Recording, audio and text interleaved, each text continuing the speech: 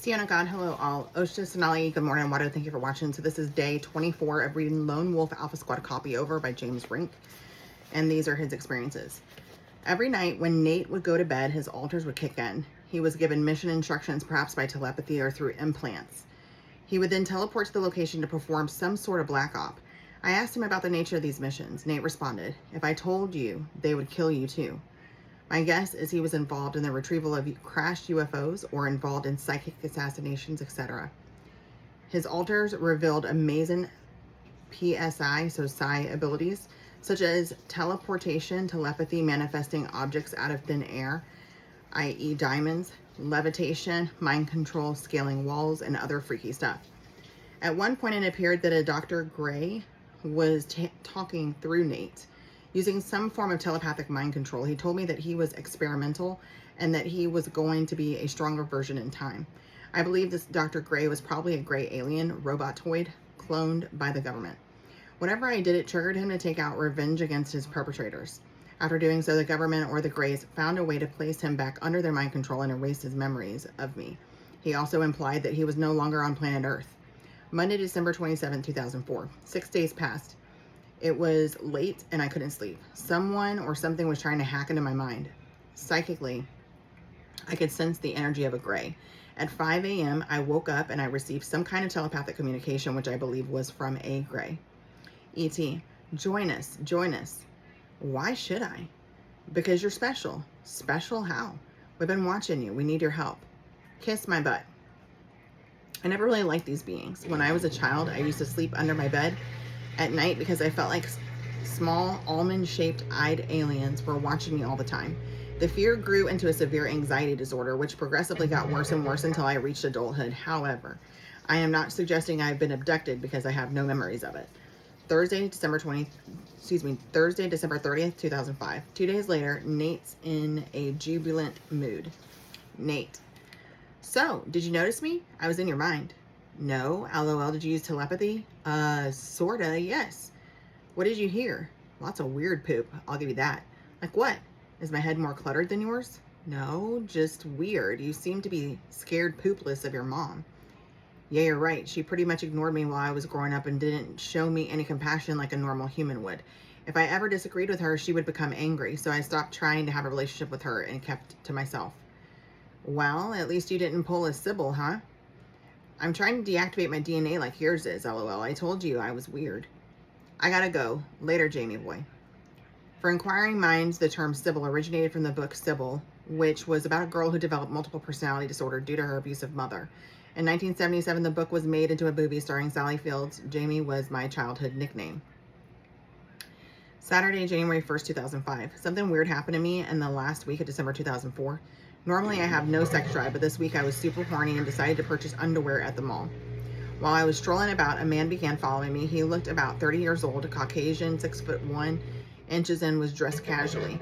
I got bad vibes from the get-go and tried to get out of his sight. But the faster I tried to get away, he would match my pace. Now I am starting to get really scared. At this point, I'm walking so fast that I'm just short of running. He then follows me to the other end of the mall, which is maybe 500 yards. While doing this, I turned around to see if he's still following me, and then he's behind my back. He says, "What's up?" Ignoring him, I darted off and got on an escalator. He followed me, said, "It's a nice day." I nodded, then darted behind some clothes racks to hide, but apparently he had a cell phone camera with him and was taking some pictures of me. Not sure what this was about. Perhaps they wanted a picture of me on file so they could use it in Project Looking Glass technology to see who I would become in the future. A few hours later, I told Nate what happened. Nate: bearish James. I can do anything I want and so can you. James: you mean my DNA is activated? And then he put one of those little smiley faces on there. James: thank you. Happy New Year. Yeah, I spent mine at a party. You? I spent mine at my sister's place. We had some apple cider and watched some British comedy on our TV. I wish I had a girlfriend to spend time with, but I had a nice time with my family. Really? I did some stuff with your DNA. You might be happy with the results and growth and the pheromones you will begin to produce. Yes, I appreciate your help, LOL.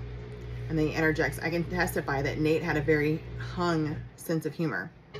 James: they followed me today. Who? I didn't ask his name, but I'm being watched. I think they are trying to intimidate me. Well, I'll take care of that. Do you know what I'm talking about? The one who was following me? I'm in your head, of course I know. OMG, I hope you don't know all about me, LOL. Smiley face. Did you hear me? Did you say hi? I said hi. I always say hi. Now keep listening. What am I saying? And it says, telepathically, I hear someone saying not to fear them. Nate. Now, tomorrow at precisely 3:12 and 52 seconds, I will send you directions on how to stop them. If you forget a piece of it, then replace it with whatever pops in your head, because chances are I erased the direction and changed it. I tried to follow Nate's instructions, but since I wasn't sure if he meant the Central Time Zone or Eastern Time Zone, I was at a loss what to do, but I never did get any instructions. James, you're the most interesting person I've ever met. I'm glad I had the opportunity to be friends. Smiley face, it's what I'm good at. Do you have an old soul? You wouldn't believe me, my soul is one of the oldest. It was actually made shortly after the creation of hell. Hell was created at the beginning of time. With those who inhabit hell, he reabsorbed into the ethers at the end of time.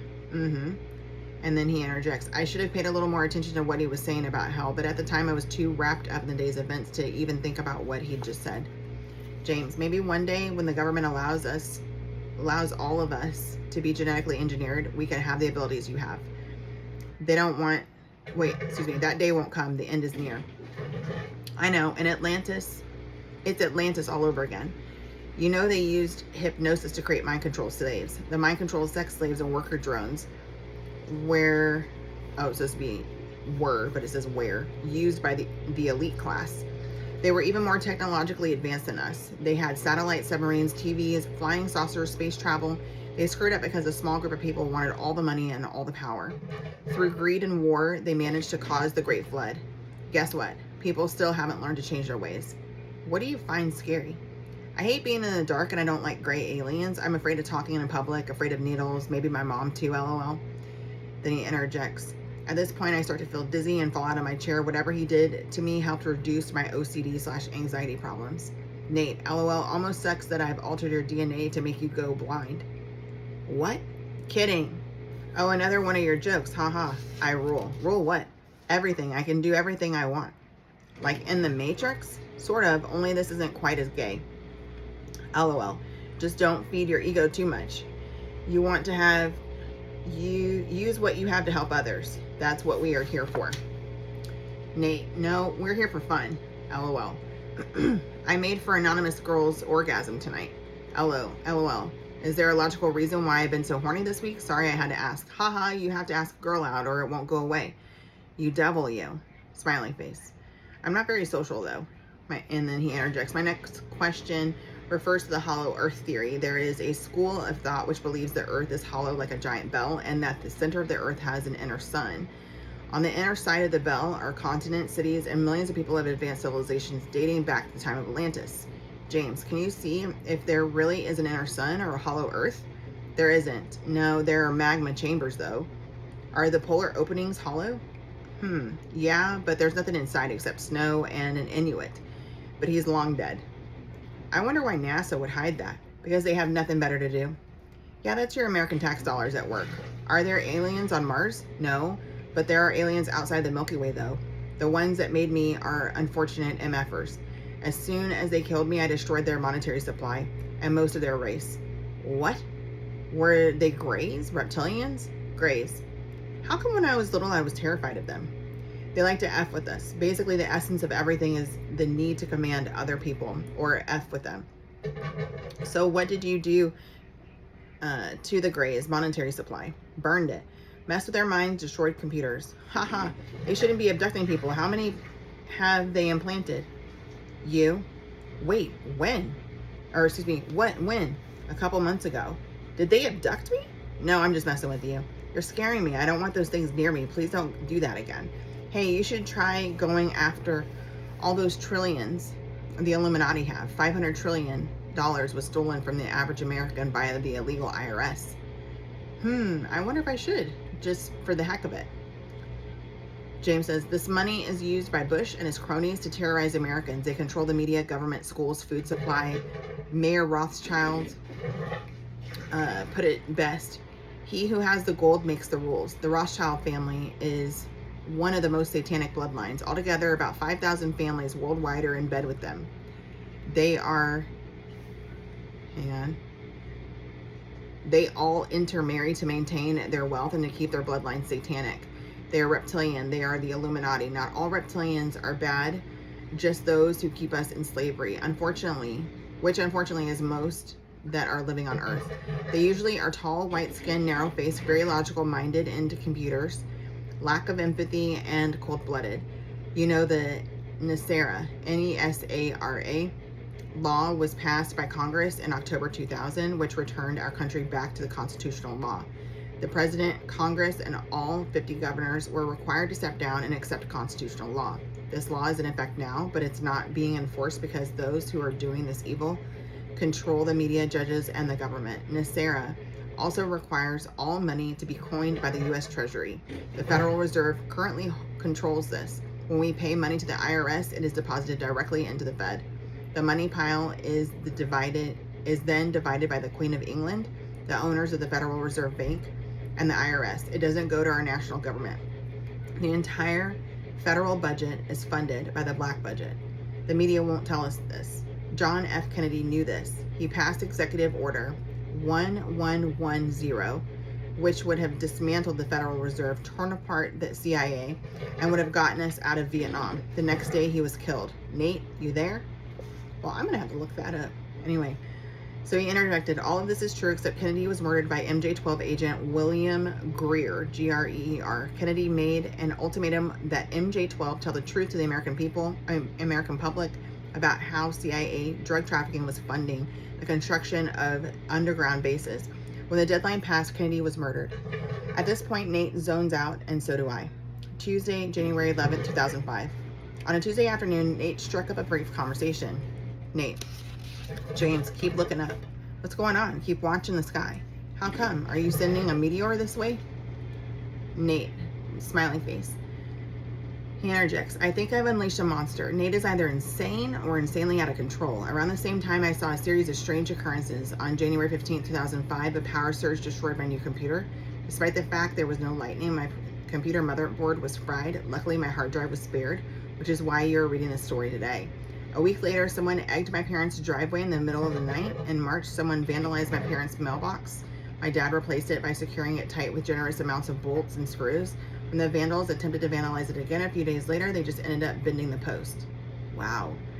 Then I had my eBay account hacked into. I had trouble contacting eBay to get a new temporary password because my emails were not being delivered.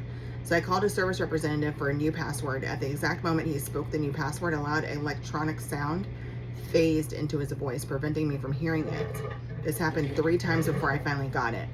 In 2008, I was in a car wreck where the brakes were, it says where, but it's supposed to be were, turned off literally right before the moment of impact. Luckily, no one was hurt seriously.